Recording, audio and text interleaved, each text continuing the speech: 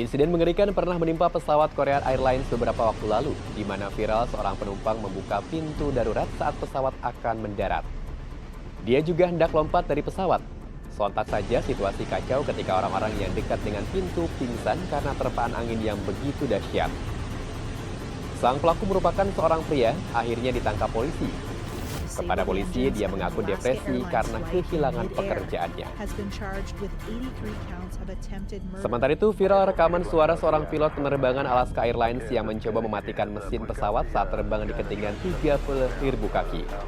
Insiden ini menimpa pesawat Horizon Air Embraer 175 yang sedang dalam penerbangan dari Everett, Washington ke San Francisco. Mereka terespon cepat kru pesawat, 80 penumpang di dalamnya selamat dan bisa mendarat di Portland, Oregon. Sang pilot, Joseph David Emerson, ternyata mengalami depresi dan sempat mengkonsumsi mushroom. Emerson juga mengaku sudah tidak tidur selama 40 jam. Kini, Emerson telah didakwa atas 83 tuduhan termasuk percobaan pembunuhan. Selamat pagi pemirsa, Assalamualaikum. Saya ZR Yunata seperti biasa hadir menemani Anda dengan sejumlah informasi menarik terkini dan viral agar pagi Anda lebih berisi. Inilah Cakrawala.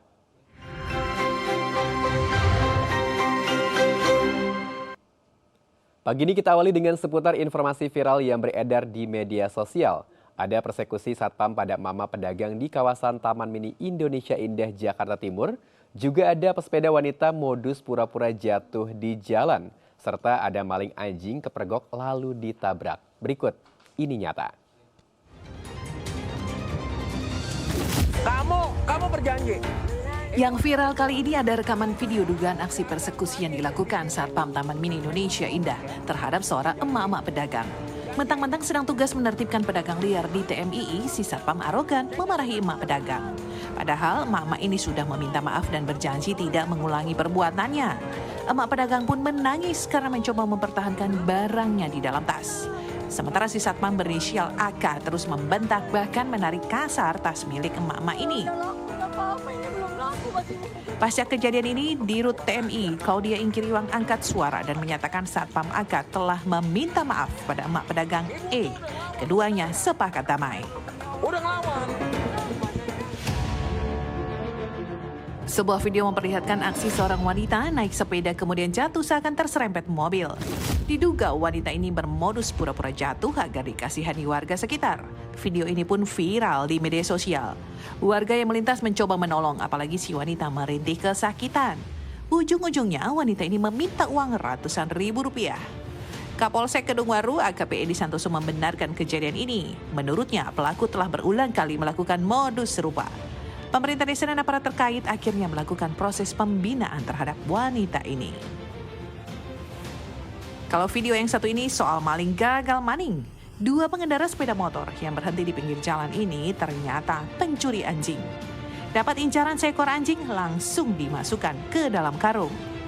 Tapi perhatikan sesaat kemudian, sebuah mobil menghantam mereka. Brak! Terpental sudah, maling-maling juga anjingnya. Aksi maling gagal maning. Belum diketahui apakah pengendara mobil yang sengaja memberi pelajaran pada para maling ini adalah pemilik anjing yang dicuri atau hanya warga yang kebetulan geram memergoki aksi maling anjing. Nah, yang satu ini jangan ditiru. Si warga negara asing alias bule ngebut saat mengendarai motor. Mau coba mendahului kendaraan dari sebelah kiri, malah nabrak dan terjungkal. Untungnya si bule pakai helm. Dan masih perkasa, dia berdiri lagi. Sepertinya si bule sedang latihan balap motor. Pemirsa, puluhan hektar lahan perkebunan di Pangandaran, Jawa Barat mengalami kebakaran hebat. Tak hanya pepohonan yang nyaris hangus akibat kebakaran tersebut, dua bangunan di objek wisata juga turut terbakar. Bakarin. Inilah kondisi kebakaran yang terjadi di Dusun Paliken, Desa Pasir Gelis, Kecamatan Padaherang, Kabupaten Pangandaran. Tampak api melahap dua bangunan warung dan posko wisata. Api dengan cepat menyebar karena material bangunan yang mudah terbakar. Selain itu, angin kencang juga turut membuat kebakaran semakin meluas. Tidak banyak yang bisa dilakukan warga dan pengelola wisata lantaran api sangat besar dan terbatasnya akses air. Selain membakar bangunan, api juga melalap 10 hektar lahan di area pariwisata Bukit Paliken. Penyebab kebakaran ini diduga akibat puntung rokok yang dibuang sembarangan oleh warga. Kita beralih ke informasi lain, pemirsa. Presiden Joko Widodo kembali melakukan reshuffle kabinet. Jokowi melantik Andi Amran Sulaiman yang kembali menjabat sebagai Menteri Pertanian. Presiden Joko Widodo juga melantik Letnan Jenderal Agus Subianto sebagai Kepala Staf Angkatan Darat. Agus Subianto menggantikan posisi Jenderal Dudung Abdurrahman yang telah pensiun.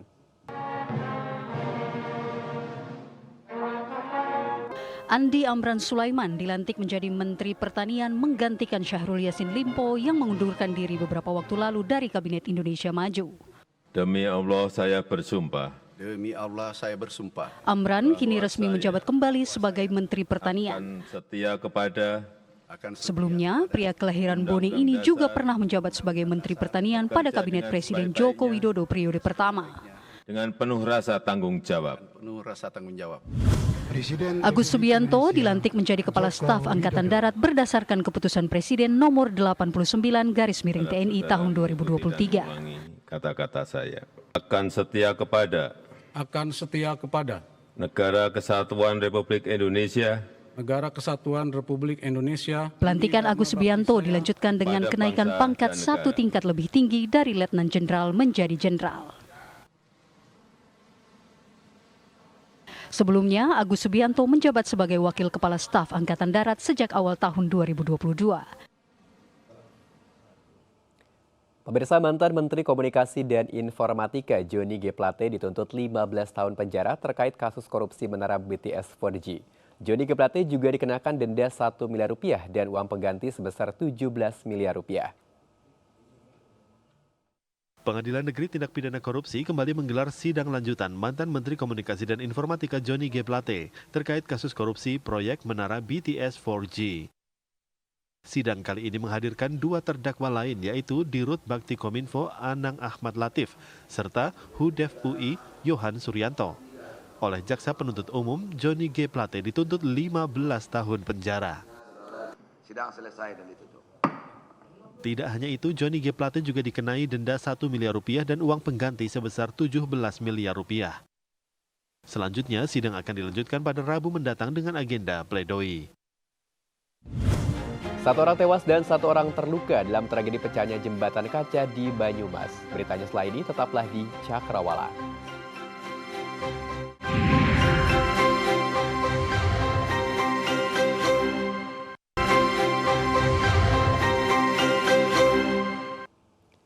Terima kasih pemirsa, Anda kembali bersama kami tentunya masih di Cakrawala. Iya, pemirsa, sebelum mendaftar ke KPU, pasangan Capres-Cawapres Prabowo Subianto Gibran Raka Buming Raka diarak menggunakan mobil Jeep dari Taman Suropati menuju ke gedung Komisi Pemilihan Umum. Rombongan Prabowo Gibran pun diiringi marching band hingga ondel-ondel.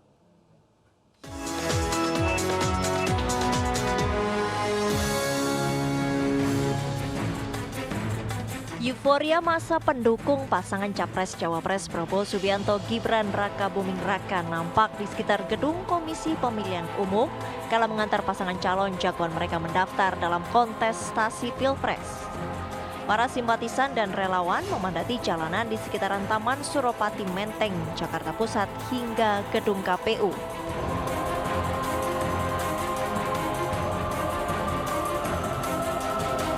Prabowo Subianto dan Gibran Raka Buming Raka yang tiba dari Indonesia Arena di kawasan GBK Jakarta pun langsung diarak menggunakan mobil Jeep yang telah dihias sedemikian rupa dari Taman Suropati hingga gedung KPU.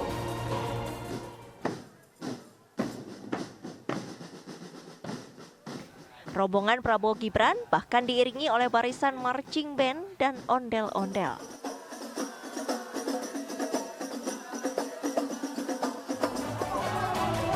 Besarnya antusiasme para simpatisan dan pendukung serta meriahnya pawai pengantar Prabowo Gibran mendaftar ke KPU pun memantik tanya. Benarkah ini menjadi gambaran pasangan Prabowo Gibran percaya diri bisa memenangi Pilpres 2024? Ya, pemirsa, pasangan Capres-Cawapres Prabowo Gibran ternyata cukup banyak mendapat dukungan dari para selebriti dan publik figur. Mereka pun ikut dalam kemeriahan mengantarkan Prabowo Gibran sebagai Capres-Cawapres dari GBK Senayan ke kantor Komisi Pemilihan Umum.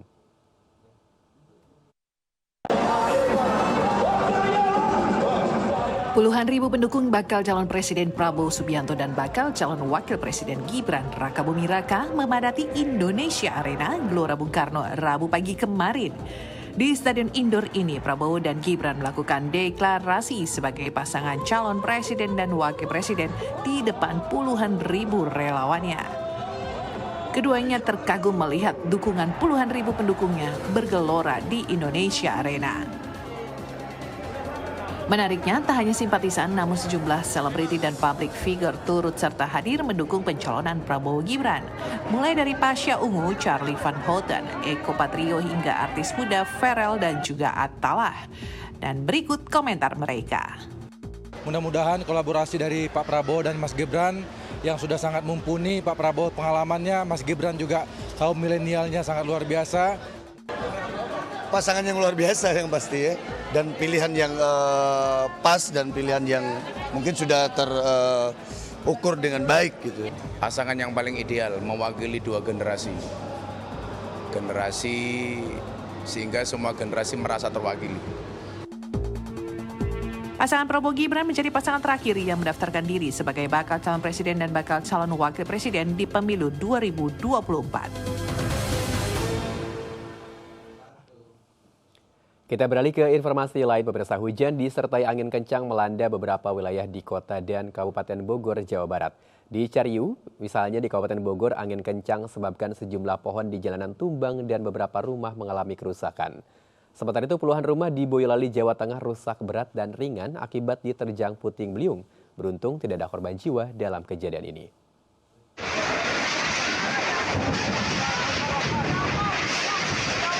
Terekam dalam video amatir, tampak hujan disertai angin sangat kencang merobohkan sebuah pohon di Kecamatan Cariu, Kabupaten Bogor sehingga membuat warga panik menyelamatkan diri. Beruntung tidak ada korban jiwa dalam peristiwa ini. Hujan disertai angin kencang menyebabkan ratusan rumah warga mengalami kerusakan, termasuk golongan rusak ringan dan rusak berat. Tak hanya itu, aliran listrik pun padam disebabkan kabel dan tiang listrik rusak akibat tertimpa pohon yang tumbang. Pemerintah setempat, baik tingkat desa hingga kecamatan masih terus melakukan pendataan kerusakan. Dibantu pihak BPBD, Kabupaten Bogor melakukan asesmen di lokasi bencana di wilayah Kecamatan Cariu. Terjangan hujan dan angin puting beliung terjadi di beberapa daerah di Boyolali, Jawa Tengah pada hari Selasa sore. Salah satunya di daerah Gindang Rawe Andong, Boyolali, Jawa Tengah. Sejumlah rumah dan warung rusak parah karena bagian atap kabur terbawa terjangan angin puting beliung. Menurut saksi mata, kejadian diawali dengan hujan gerimis lalu diikuti dengan angin berwarna kehitaman berjalan dari arah timur dengan cepat dan menerjang warung. Hingga pembeli kabur menyelamatkan diri karena atap warung yang terbang terbawa angin. Ya kayak tiba-tiba itu gerimis, sebentar langsung angin makin kenceng langsung sekejap hilang gitu, langsung ngangkat gitu aja. Lama nggak, Pak? Anginnya nggak lama, hujannya aja nggak nyampe sekitar 10 menitan lah hujannya. Tidak ada korban jiwa dalam kejadian tersebut. Selain Andong, terjangan puting beliung juga terjadi di Kemusung, Ngemplak. Setidaknya puluhan rumah rusak berat dan ringan. Pemirsa, warga desa Lewu-Lewu, Kecamatan Gu, Kabupaten Buton Tengah, Sulawesi Tenggara puluhan tahun mengalami kesulitan air bersih. Untuk mendapatkan air layak konsumsi, mereka terpaksa menyeberangi lautan selama 2 jam. Beginilah aktivitas warga desa Lewu-Lewu, Kecamatan Gu, Kabupaten Buton Tengah, Sulawesi Tenggara dalam memenuhi kebutuhan air bersih. Setiap pagi, warga bersiap mengambil air bersih di pulau seberang menggunakan perahu menyeberangi lautan. Hal ini sudah dilakukan warga sejak puluhan tahun silam dikarenakan tidak adanya satupun sumber air. Terlihat para ibu rumah tangga membawa beberapa jerigen air berbagai ukuran menuju perahu yang sudah menanti di tepi pantai. Setiap perahu mengangkut 5 hingga 10 orang. Namun tidak sedikit juga ibu-ibu mendayung perahunya sendiri mengarungi lautan. Kesusahannya itu memang dari kecilnya, kita memang ambil air di situ. Jadi jalan satu-satunya beli air, kalau banyak keras angin toh tidak bisa menyeberang di sana kan. Akhirnya kita beli air jalan satu-satunya. Berapa airnya harganya? 1 tong itu 70. Jarak yang ditempuh dari desa Lewu-Lewu menuju sumber air di desa Tanjung, Kabupaten Muna mencapai 30 hingga 120 menit. Jika cuaca ekstrim melanda, waktu tempuh bisa lebih lama dengan resiko taruhan nyawa. Warga berharap pemerintah daerah setempat dapat membangun fasilitas air bersih di Desa Lowu-Lowu yang berpenduduk 1.024 jiwa agar warga tidak perlu lagi mengambil air dengan bertaruh nyawa. Kita beralih ke informasi lain, pemirsa. Jembatan kaca di Kompleks Objek Wisata Hutan Pinus di Kabupaten Banyumas, Jawa Tengah pecah saat dikunjungi wisatawan. 1 wisatawan tewas di lokasi dan 1 luka-luka setelah terjatuh dari ketinggian.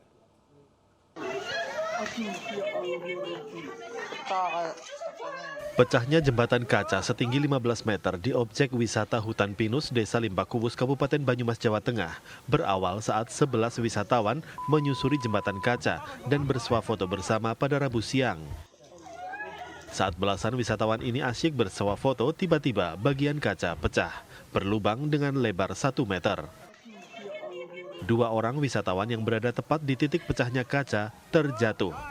1 orang tewas di lokasi, sedangkan 1 lainnya mengalami luka-luka. Sementara itu, 2 orang lainnya berhasil selamat setelah bergelantungan.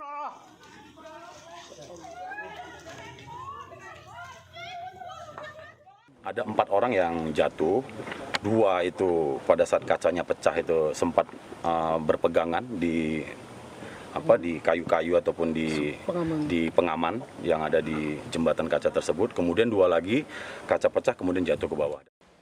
Dugaan sementara penyebab insiden karena jembatan tidak mampu menahan beban berat saat dilintasi. Jembatan kaca sepanjang 25 meter dengan ketinggian 15 meter tersebut kini telah diberi garis polisi dan lokasi wisata di kaki Gunung Selamet ini sementara ditutup. Pemirsa, seorang sekretaris desa ditemukan meninggal dunia di sebuah ladang di tepi jalan Kecamatan Montongkerek, Kabupaten Tuban, Jawa Timur. Korban yang sedang mengendarai sepeda motor diduga ditabrak mobil pick-up pelaku, lalu korban dibacok berulang kali hingga tewas bersimbah darah. Diduga asmara menjadi penyebabnya. Kasus ini bermula saat korban sekretaris desa Sidonganti yang mengendarai sepeda motor trail. Tiba-tiba korban ditabrak dengan mobil pick-up dari arah belakang. Korban yang terjatuh lalu dibacok oleh pelaku yang tidak dikenal menggunakan senjata tajam. Akibatnya korban mengalami luka bacok parah di sekujur tubuh, khususnya pada bagian kepala, pinggang, dan tangan. Mengetahui korban tewas, pelaku yang diduga berjumlah 2 orang tersebut langsung melarikan diri. Polisi yang mendapatkan laporan dari warga segera mendatangi lokasi kejadian dan melakukan olah tempat kejadian perkara. Jasad korban lalu dievakuasi ke kamar jenazah RSUD Dr. Kusma Tuban untuk dilakukan otopsi. Barang bukti berupa tas, sepeda motor korban serta pick-up pelaku yang ditinggal kabur pelaku diamankan polisi. Belum diketahui secara pasti modus maupun latar belakang pembunuhan. Hingga kini polisi masih memburu para pelaku yang telah diketahui identitasnya. Kita ke konflik Israel-Hamas, pemirsa. 10 orang tewas setelah serangan udara Israel mengenai sebuah toko roti di kamp pengungsian Mugrabi di Deir al-Balah, Gaza.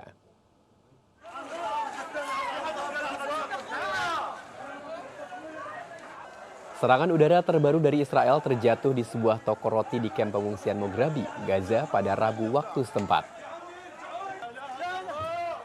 Setidaknya 10 orang dilaporkan tewas dalam serangan tersebut. Keterangan dari warga menyebut serangan terjadi tepat setelah tengah malam. Hingga kini tim penyelamat masih terus melakukan proses pencarian korban. Kita beralih ke informasi lain, pemirsa. Lomba renang dan menjala ikan digelar di Sungai Sesayap, wilayah perbatasan Indonesia-Malaysia di Kabupaten Malinau, Kalimantan Utara. Lomba ini menjadi hiburan warga pedalaman yang sangat dinantikan.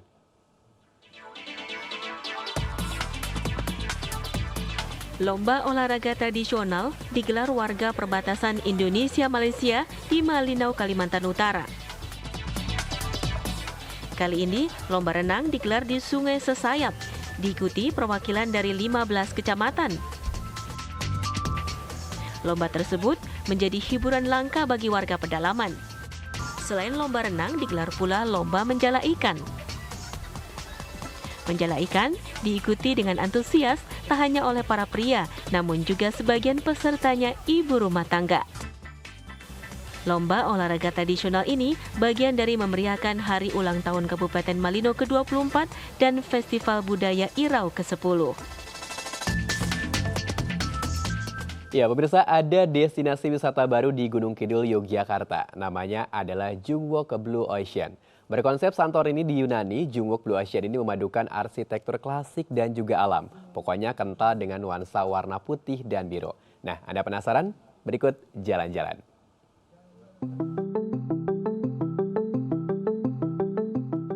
Inilah Jungwok Blue Ocean yang berlokasi di Bukit Kars, sisi timur Pantai Jungwok, Kelurahan Jepitu, Kapanewon, Girisubo, Gunung Kidul, Yogyakarta. Memadukan kekayaan alam perbukitan Kars dengan pantainya menjadi alasan konsep Santorini di Yunani ini hadir di Gunung Kidul.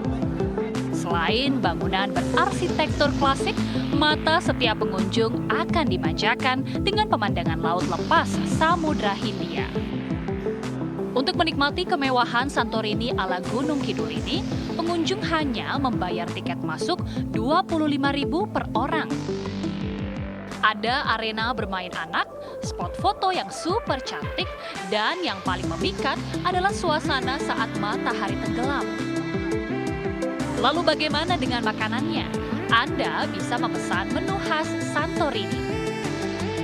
Dan untuk mengangkat perekonomian lokal, Jungwok Blue Ocean dilengkapi dengan toko yang menjual produk UMKM lokal.